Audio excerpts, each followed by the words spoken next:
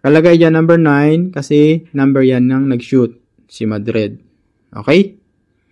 O ngayon, tapos, punta naman tayo sa team A. Si kanila naman yung bola. Tumira ngayon ng 3 points si Bueno. Okay. Successful 3 points. So ngayon, ang gagawin natin sa 3 points, ganito. Bibilang tayo, 1, 2, 3. Okay. Then, i-slice natin ganyan. Pabaldisan natin.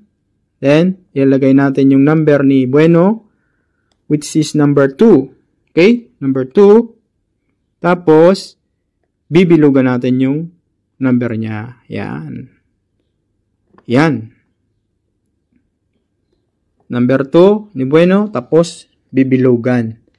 So, para makita siya na 3 points yung pumasok. Okay? Yung nagawa niya. 3 points. Okay? So, from here, from 4, so, nandito tayo sa 5.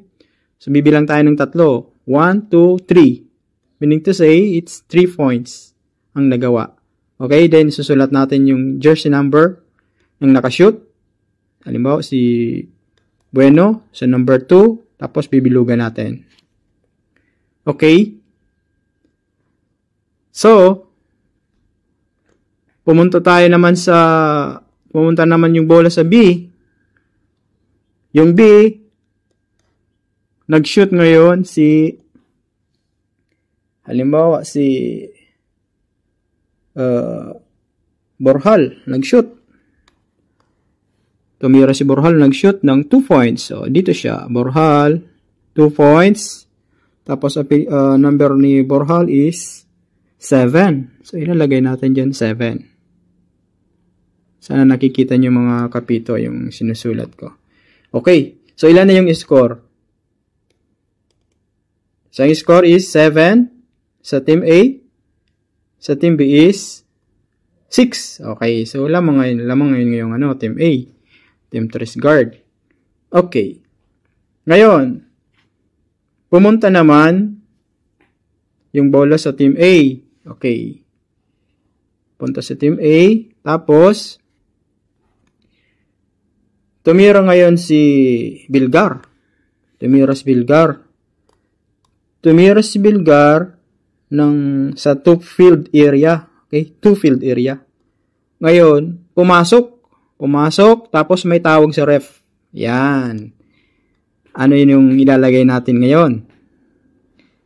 So, ilalagay na natin dito dahil tumawag sa ref at pumasok yung tira ni Bilgar. So, ilalagay natin dito yung 2 points ni Bilgar. Then, yung jersey number niya dito, number 4. Tapos, dahil may foul at going to the basket yung tira ni Bilgar, so mayroon siyang isang free throw. Okay? Isang free throw, na-awardan ng isang free throw. Kasi pumasok, going to the basket, sa two-field area siya, nagkaroon ng foul during sa flight at pumasok yung shoot niya. So, award siya ng 1 free throw. Okay. Ngayon, binigay na ni ref yung bola. With jumpers na yun mga kapito. Okay? Binigay ni ref yung bola kay Bilgar. Ngayon, tumira si Bilgar. Pag tira ni Bilgar, shumot yung bola. Okay? So, pag shoot, anong gagawin sa score sheet? Ganito ang gagawin mga kapito.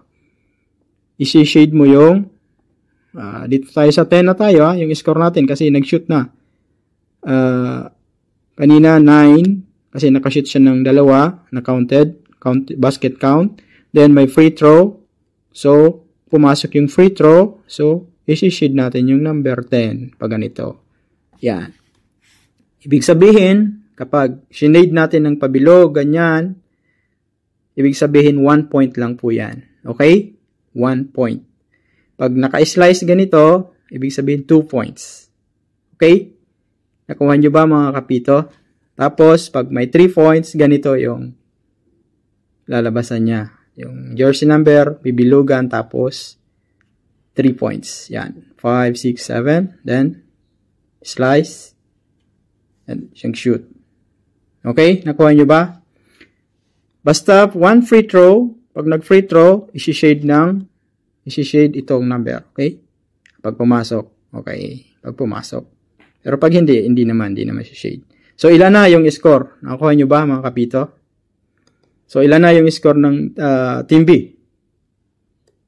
Team A, sorry. So, bibilangin natin. Okay na. So, nasa 10. Okay, 10. Tapos, dito sa Team B, sa triple B at triple J is, ano pa lang sila? 6. Okay? Ngayon, dito nagtapos yung first quarter. So, ang score is 10 and 6. So, ang gagawin natin, isusulat natin siya dito sa baba. Yan. Period. Yan. Period 1. Yan. Yan. So, isusulat natin dito sa Team A, since ang score niya is 10. Okay? Yan. 10. So, ilalagay natin dito 10. Okay. Tapos, Team B naman, ang score niya ay 6. Okay. So, ilalagay natin dito. Yan. Diyan is 6. Okay. Yan. First quarter yan, or first period, first quarter of the game. Okay?